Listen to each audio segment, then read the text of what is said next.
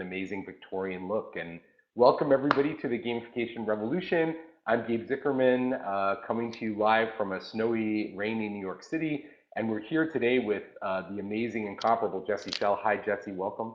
Hey, glad to be here. Woohoo! Jesse, here's the thing. You've been a kind of visionary, a pioneer in many of these areas for a long time. And you gave this talk at Dice a few years ago that Yeah, was kind of about the sort of future that highlighted the importance of gamification, or at least the opportunities around gamification with some interesting examples. Fast forward, and the one that people often quote of you is the toothbrush that gives you rewards. right. So fast forward now, it's been about 3 years since that maybe aha moment that you had. What do you see as the future for play for pleasure in our world going forward? Yeah, so I guess so a lot of stuff has happened since then. And I think a lot of the trends I talked about are continuing to happen. We continue to have more spreading out of technology. We're having technology kind of creep into smaller and smaller things. The whole toothbrush thing, yeah, it has actually happened. There are several companies that are making digital toothbrushes with sensors. And we're seeing this is affecting the whole game industry. This is affecting everybody in the fact that technology is creeping in little bits and pieces into everything. And I think what we're going to continue to see is people trying experiments to figure out what sorts of game structures and things are going to work in our lives and which ones aren't. So we're in a stage where we're experimenting a great deal with that. And so take us back, to let's say in your life, how did you end up coming to the work that you do today, and tell everybody what it is that you do now and about Schell Games? Yeah, sure. So I've been interested in games and entertainment my whole life. I started coding games when I was maybe about 12 years old. And I had an interesting background because I was partly really interested in technology and I was partly really interested in entertainment. I spent several years working in the circus, for example. And later I had an opportunity to work at Disney Imagineering. And that was great because I was able to take everything I knew about circuses and amusement parks and bring it together with everything I knew about technology because I worked at the virtual reality studio there. And I moved there from doing interactive theme park rides to doing massively multiplayer games. Then about 12 years ago, I came out here to Pittsburgh to teach at the Entertainment Technology Center, which has been a marvelous experience. This is my office there right now. I've been teaching there all this time, and also I started a company, Schell Games, which I started about 10 years ago, and we do a lot of different things. We do entertainment experiences. We do a lot of kids and family stuff, but lately we're doing, I would say, about 80% educational and transformational games. That's the phrase I'm trying to get out there. People have been saying serious games for a while, but I much prefer the phrase transformational games, games designed to change the player in some way. So I want to talk about transformational games, but before we go any further, I want to let everyone know that if you want to ask a question for Jesse or me, you can click on the button Submit Question or Camera, and if you have a camera, we actually can even bring you on board, and I'll be facilitating those questions as we talk today, and you can see Jesse and me and a number of other people at Gamification Summit live in April. There's a discount code down below if you want to attend. It's a lot of fun. So let's talk about transformational games for a second. We've got some questions backing up already. Why not use the term serious games? Let's start with that. Yeah, so I mean, I think serious games is it has some problems. First of all, it makes it sound like, oh, this can't, if it's a serious game, it can't be any fun. This was sort of what it sounds like. I actually had someone approach me about wanting to make a game about teaching principles of good comedy. And really, is that going to be a serious game? That doesn't even make sense. Right. Um, Right.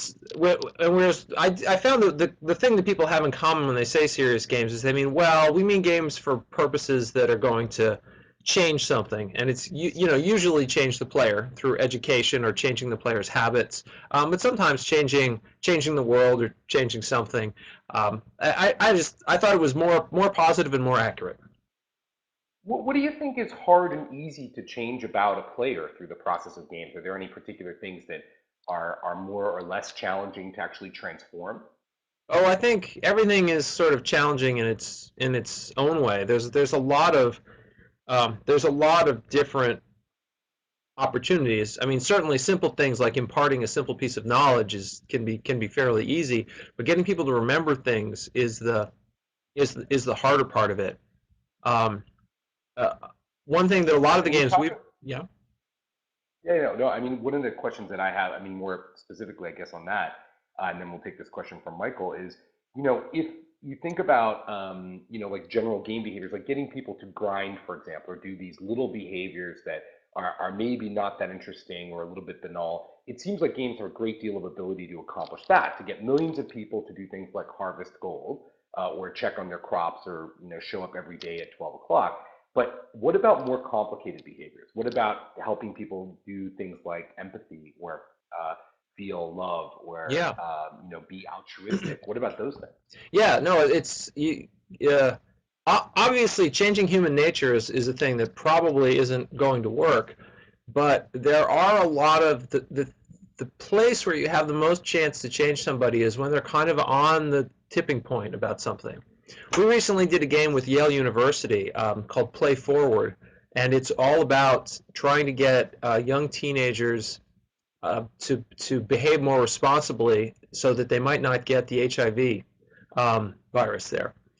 And it implies that it employs a number of different techniques to do this, because part of the notion is that the reason young inner city teenagers are so important when it comes to HIV is they spread a lot of it because partly they're ignorant of safe practice, and then secondly they're easily taken advantage of by people older than themselves. So the game does a number of things where it tries to impart what is safe practice and using techniques that are going to be interesting and engaging and memorable.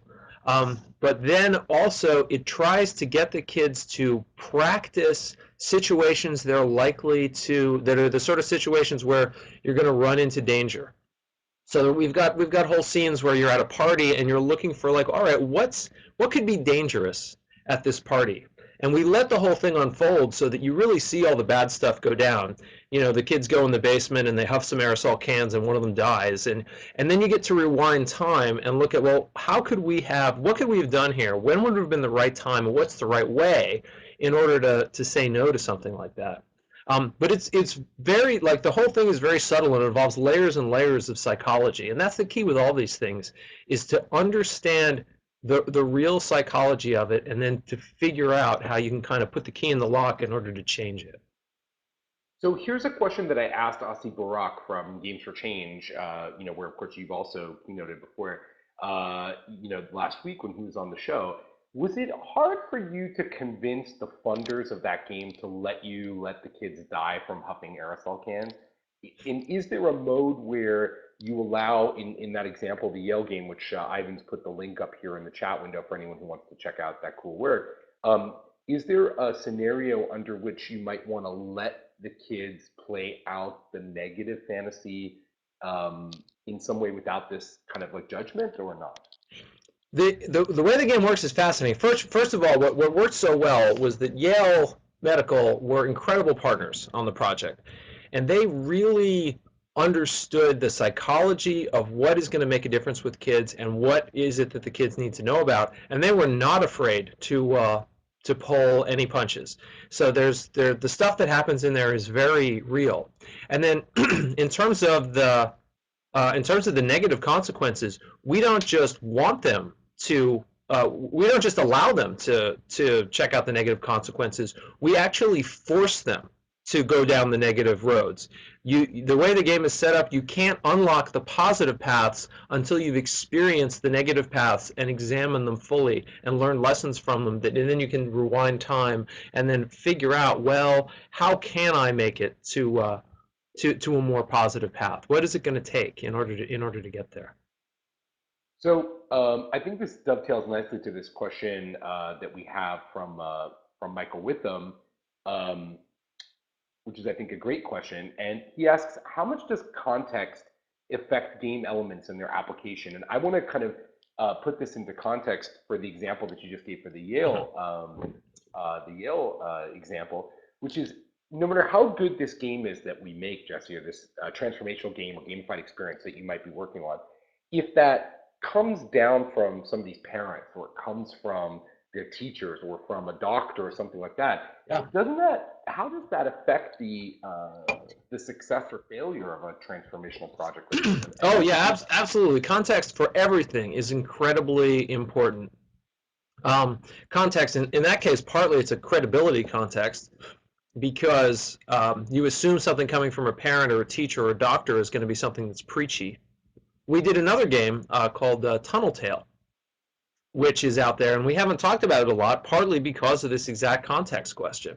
This is actually an anti-drug game. We were approached by a foundation that was interested in trying to get kids off of drugs, and their whole vision was they wanted a game out there that was an entertainment game that had themes in it that would help do two things: make kids understand about the nature of addiction, and then secondly, to have them experience the language of seduction and the language of refusal and get practice with those. But they didn't want it, they wanted to be just perceived as an entertainment game, because they knew that if the moment that it kind of felt like, hey, wait a second, someone's trying to just tell me what to do here, that it wasn't going to work. And context is important with everything when we do games. Like one of the great examples of Disney World, you look at the experiences that go on at Disney World. Adults do things there they would never do out of the context of Disney World. You know, wearing like a goofy hat with Mickey ears down the street. Like you wouldn't do that, but you do it there because the context says, hey, this is okay. This is an okay thing to do here. Getting people to be playful and what games they're going to be interested in and what they value is very much about controlling context. It's a great answer. And just to remind everybody, we're here on the Gamification Revolution. I'm Gabe Zichermann. I'm here with my guest today, Jesse Schell. Both of us will be at Gamification Summit in April, and you can check that out at gsummit.com. And we're talking about, we're talking with Jesse about designing transformational experiences and context, and getting people to be playful. And so you open the door, I have to walk through it. So playfulness, different from games, right, Jesse? Hmm? Sure.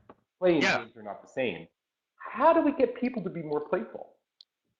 Well, it's different in different contexts. And of course, in some contexts, you don't care, like, you don't care if they're playful. But in some contexts, you do. So one of the big things, if you want people to kind of act in a playful way and feel like it's okay to be playful, is you need to find ways to remove all the embarrassment that comes from it. I sometimes jokingly call it disembarrassmentation. I mean, because we are so easily embarrassed, and it's and gameplay is something that you can eat. It seems silly. It's something that kids do, and when you're in a serious context, you're not supposed to be playing. So it's very easy for people to get embarrassed. And when you're trying to introduce a game context into something like a shopping experience, a work experience, anything like that, you're in danger of people being embarrassed that they're doing it. I mean, you look at something as simple as Foursquare. It's a very simple activity, but people make fun of other people for doing that. It seems like people it seems sometimes inappropriately playful. So you've got to make it safe. You've got to make it a context where, hey, this is an okay place to play. And I think usually the best way to do it is privacy, so that no one else so that you can do it secretly, so that no one knows, so you have no risk of anyone finding out. Is usually the easiest way. What do you think about also segmentation, like by level of mastery or a type of player, like children from adults, boys from girls, and so on, as a way of creating more, less embarrassment? Well, I think I guess that all depends on the context. Sometimes by separating things, it can make it worse because now you feel like, am I in some kind of special little ghetto that's like just for me, and I should be on one that's more adult, more grown up? Because sometimes having everyone have the same thing makes it okay because everybody's doing the same thing. But on the other hand, customization can be a really good thing too. Usually, I don't see a lot of success with multiple different interfaces into the same experience. More and more people are finding, the interface kind of is the experience, and I haven't seen a lot of success of like multiple interfaces that way. better to make multiple experiences, I think. Do you think a group, are there groups that are more predisposed to wanting to play versus groups that aren't? Like classically, we think of kids as being very amenable and open to the idea of play and I guess by extension games. Does that get harder as you get older? Is that what it's about, or is there other are there other restrictions other than embarrassment? Well, age is definitely a big part of it, right? Because, you get to that age and it's time to put away childish things, as they say. And so I think age is a big part of it, but I think a lot of it is context because people play games their whole lives. People, you look at people playing poker, people playing golf. Games are part of life, like all the way through. It's just a question of um,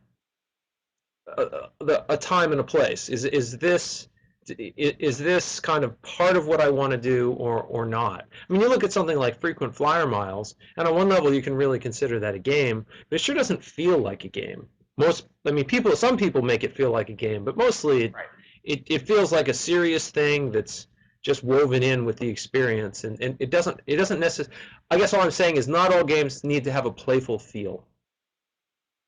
Which I think is interesting because many people conflate those two things, right? And there's a number of folks who are, their banner, their kind of almost religious view is that everybody should play all the time about everything. And that creates a certain amount of tension, especially when we're talking about gamification in the work context.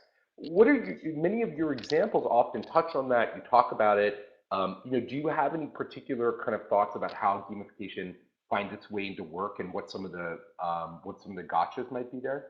Yeah, I mean, gamification in the workspace, I think, is incredibly challenging and incredibly dangerous, really, because anytime you're talking about trying to introduce game elements into the workplace, it involves some certain assumptions. First, it assumes that you can quantify good work, which isn't really always the case. So I just had an example. I was at Sears this weekend. I was Mhm. buying an exercise bike at Sears, and Sears still, when you buy something, you pay for it with a credit card, and they make you go around to the back, and they got the pickup area. Well, when you go there, you have to, you swipe your barcode at the machine, and a countdown starts. There's a big TV with a countdown going up, and it tells you how long you've been there. Well, corporate has set up this big gamification thing about how quickly can we serve the customers. And they have a big charts up about yesterday, 99% of customers were served in under a minute. And wouldn't you know, I swiped my thing. Within 18 seconds, a guy came out and hit a button saying that I was served, and then he went back in the back and disappeared for about 5 to 10 minutes. And then he came out kind of confused about where my order was, and then it was another 10 minutes, and then finally I got it. But like so here, like the thing fell apart because it was cheatable, right? So cheatability is one way these things fall apart. There are a lot of weaknesses because the realities of work are often too complex to capture properly in simple systems. There are places where it works. I've seen some groups doing uh, you know telephone marketing, that sort of thing, where the work is very quantifiable, very measurable, but they're very much the exception and not the rule.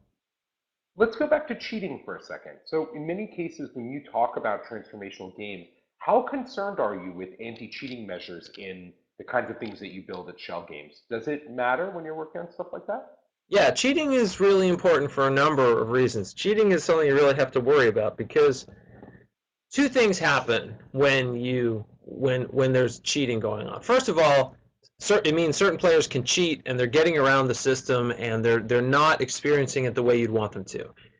And sometimes people argue, well, that's only going to be about 1% are going to cheat. The other 99% will be fine. But it's not true because if the other 99% are aware that cheating is possible, the experience then becomes incredibly degraded for them because they know that it makes you feel like a chump. I could be doing it that other way. All right, I'll be the good guy. I'll stay here. The whole thing just falls apart and is degraded. And I think it is one of the big problems with so many attempts to kind of introduce game mechanics into other places. Is you really uh, stopping the cheating can be tough in a lot of contexts. So, but what about, let's talk about an even harder scenario. So a game that's meant for self-improvement or self-transformation, where there's not really an easy way, let's say, to validate whether or not somebody's following the rules, like, like brushing your teeth or losing weight or exercising or something like that. Can't you also make the argument that if the person is going to cheat themselves, then who cares? Well, you could, but the thing is, again, um, if the person could do this on their own, they wouldn't need the game mechanic, right? The game mechanic is Right. saying, look, no, I'm going to have special persuasive ability to make you care about this and to make you want to do it. And uh, and I really do think in most cases it's the feeling that I could cheat this is what degrades it more than anything else. You look at games that involve the step counting. You know, everyone knows you can kind of just shake the step counter and get a bunch of steps. And that, like that, I think more than anything else makes people take step counting games a little less seriously than they would.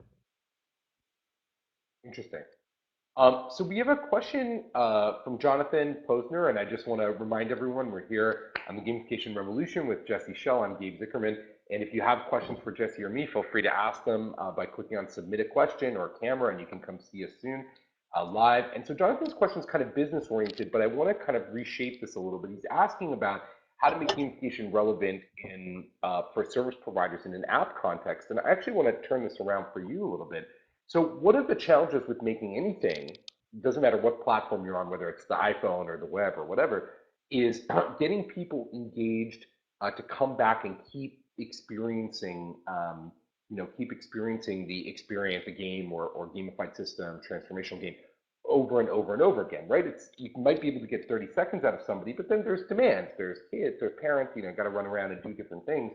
Um, so what do you think, especially when it's something harder, when we're trying to get somebody to change their behavior? How do we engineer that so that they keep coming back to do the thing we need them to do over and over again? So Well, I it's mean, easy to avoid even. you could ask the same thing with any kind of game design, right? I mean, that's what we want when we design games. We want people to keep playing your game, coming back over and over again.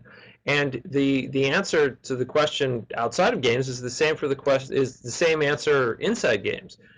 You First of all, you've got to find something that is going to be an interesting long-term challenge that resonates with somebody's life.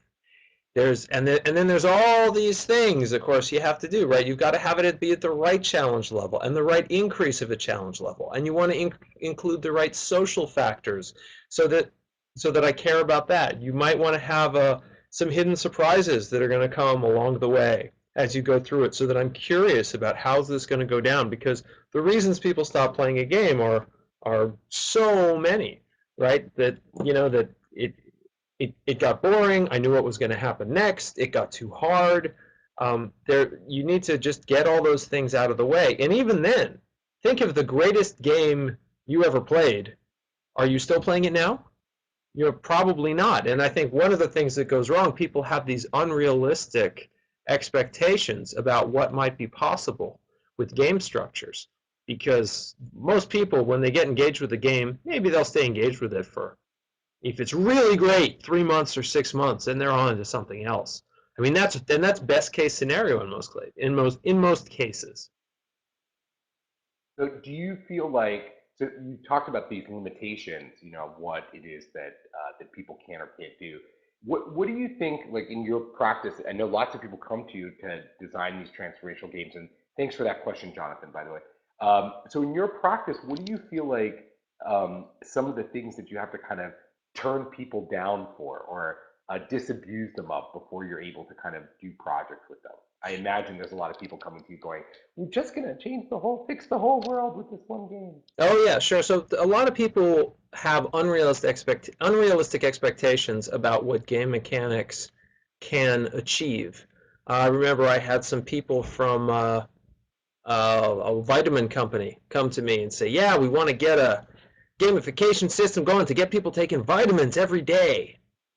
And I said, I'm skeptical that's going to work, because let me tell you what taking vitamins every day looks like when you do it perfectly. Monotony forever.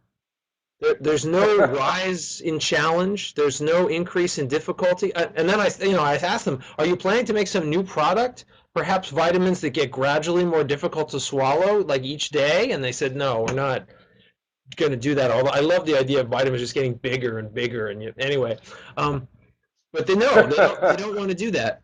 What you have to do Yeah. in every case when you look at these things is you have to look at the situation and you have to ask yourself, what is it about this that is going to make it a better experience for people? And what structure can I put in here that's going to grab people and get people interested? And a lot of times that means you may have to radically transform what you're doing. But if you get back to first principles, what is it that people like about this, and how can I make them like it more? That's what you need to focus on in every case. So you wrote this book a while ago, which of course I have handily on my shelf all the time. The Art of Game Design, a book of lenses by Schell, which has become kind of, and I don't want to overstate this, but certainly for me and many of the people that I know, it is like the de facto kind of the Bible of game design. And when you Wow. were setting out to, yeah, I mean, it feels like there are a number of definitive books, but it's the one that most frequently kind of comes up and continues to be a kind of bestseller in the category in Amazon. When you were setting out to do this and put your arms around all of this research about games and all the different ideas that people had to come up with kind of a comprehensive system about how game mechanics work and the different concepts behind game design into a single view, did you imagine and how do you feel like that tension resolves between when we're designing the experience that's just all about games and entertainment, and when we're designing the experience where these ideas are ported to another place? Because in the description that you just gave, for example, with the vitamins, you went back and said, okay, well, let's change the core product to be more challenging over time. Like we might design a game from scratch. But sometimes we have this product that we can't actually change or we can't affect as easily. So how do we bridge the gap between those two things where the game elements are maybe outside of the core product? Yeah, well, I mean, you've got to look at and you've got to figure out what can you do that's going to be meaningful, that's going to be rewarding, and that's going to sort of stick with people. Part of the secret of that book was it was not, even though it is ostensibly about game design, it's not really about game design.